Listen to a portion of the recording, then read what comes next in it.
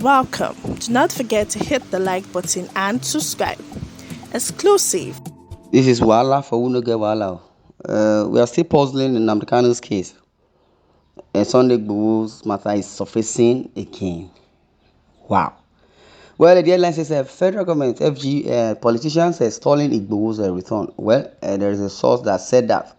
But let's go through and what he is all about. A source has disclosed that the federal government and some unnamed powerful politicians are working to stall the return of Yoruba Nation agitator Sunday Adeyemo, popularly known as Sunday Igboho, to Nigeria. The source said Igboho may not return to the country until after the 2023 general elections due to the influences. AN24 had reported that the agitator last week at Bishop Ajayi Crowder's posthumous birthday celebration in Ibadan, Oyo State. Igboho hinted he would be back shortly. However, there is a projection that Igboho, who caused a stir in January 2021 after issuing a quit notice to all Fulani in Oyo, then would eat up the polity if allowed to return before the 2023 general elections, particularly in the southwest region. He won't come back, and he will not come back now. Maybe he will be coming anytime so soon, and the timing is what we may not really know. Anytime after the elections, if have been decided. Now, his return would create a charged atmosphere and reignite the agitation and protests. The government is dealing with a lot already and would not allow this to happen, not with Buhari still in power. Apart from that, Igboho's presence in Nigeria will affect the presidential ambition of who we all know. Okay, he cannot afford anything that will jeopardize his ambition or create a clash with the North.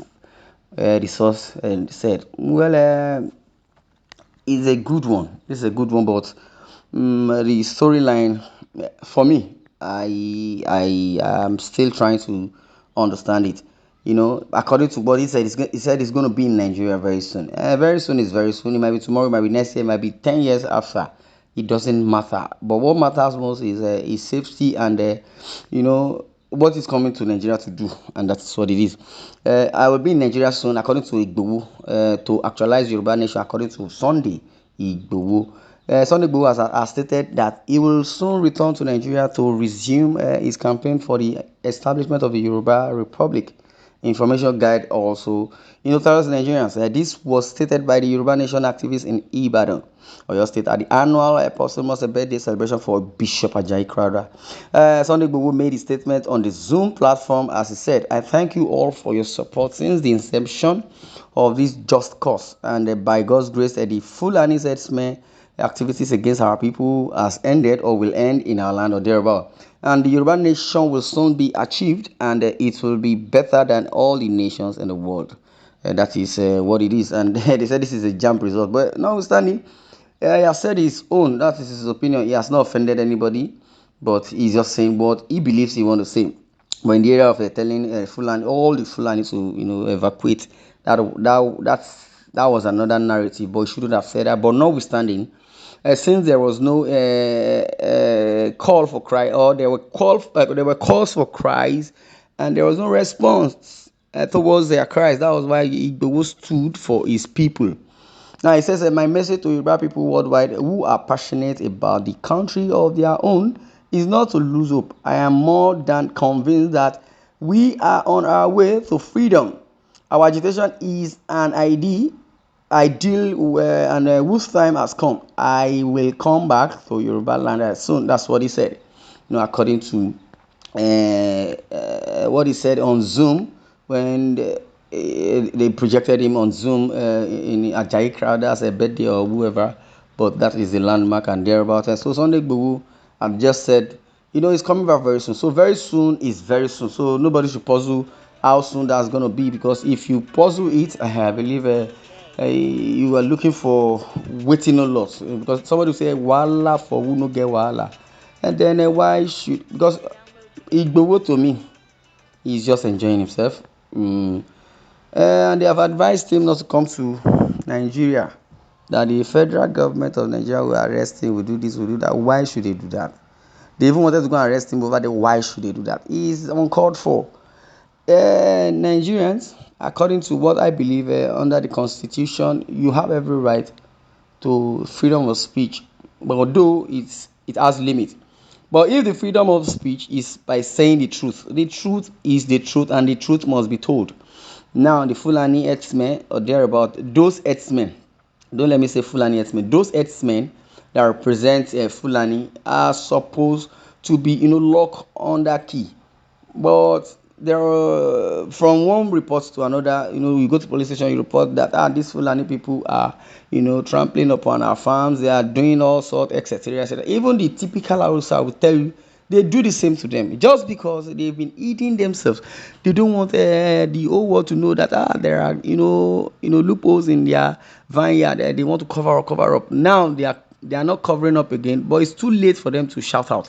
They are shouting out now, because Sunday Igboho, Nnamdi Kanu, the Southerners are just, too agitated and too furious than to be looking at some non-entity, clamping their farm. And what even brought Igboho to limelight is not even far-fetched. Sunday Igboho is a businessman. Now, one of his friends traveled down all the way from Europe to come and float a company. Sunday Igboho advised him to float a farmland whereby he has a poultry, cassava farm, has a large farm.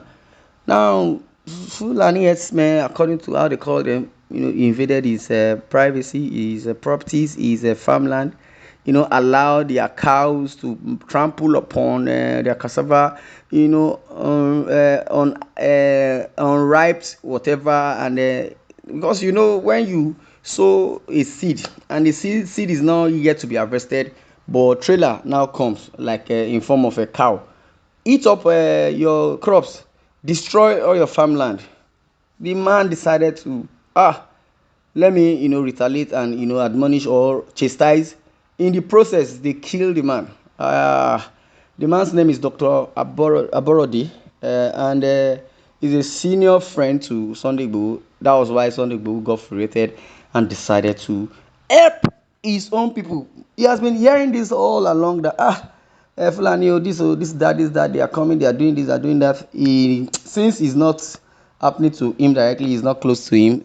Until when that doctor died in the hands of these gullible Fulanis, Sunday Igboho now rose up.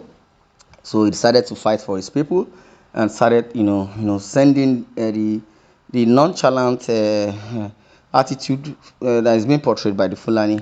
He admonished and tried to do all that. So when he thought reporting this issue to police 1, 2, 3 times, and even if you go and report, instead of the criminal to be arrested and detained, they will detain the the plaintiff. They call them the plaintiff. The defendant will still just be, and I believe that the defendant is guilty, but they will still so very, very disgusting. So the death of that Dr. Borodi was what made Sunday Igboho to come out and started agitating for not even for self-determination, for good governance. For why would the Fulani be doing this, doing that, until the NSAS protests came in, and every other thing, bad governance from there, restructuring Nigeria as it is, no one was answering until when they now said, okay, let's go out for self-determination. In the area of IPOB, they said, okay, let everybody own their land and nobody disturbs anybody, because it now became so paramount that Fulani herdsmen now have AK-47, AK-49 to rear cow. I don't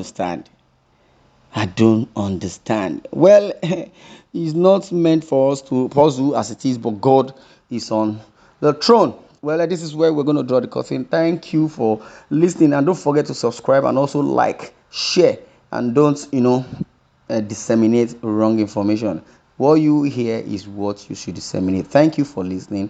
You're listening to Independent TV 7.